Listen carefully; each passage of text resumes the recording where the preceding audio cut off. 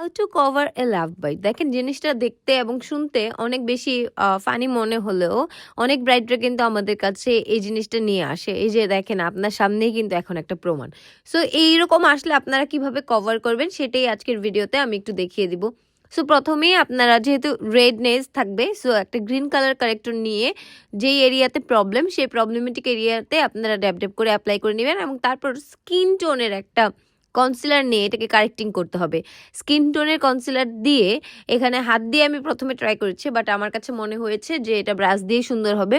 এখান থেকে আমি হচ্ছে তার স্কিন টোনের একটা কনসিলার নিয়েছি, ক্রিম কনসিলার, এবং যেখানে আমি হচ্ছে গ্রিন কালার কারেক্টরটা অ্যাপ্লাই করছি সেখানেই আমি ড্যাবিং করে ড্যাব ড্যাব ড্যাব ড্যাব করে ধীরে ধীরে ব্লেন্ড করে দিব।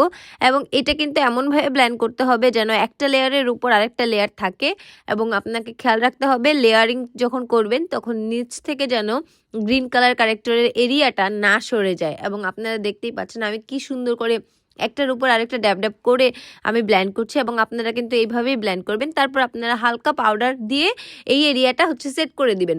দেখেন শুনতে এবং দেখতে অনেক বেশি হাস্যকর লাগলেও একদম নিমেষেই কিন্তু গায়েব হয়ে গেছে এই লাভ বাইট। সো অনেক ব্রাইডরাই কিন্তু এই প্রবলেমটা নিয়ে আসেন। আশা করি আজকের ভিডিওটি দেখে আপনাদের অনেক বেশি হেল্প হবে। হেল্প হলে আমাকে লাইক, কমেন্ট, শেয়ার করতে ভুলবেন না। টাটা।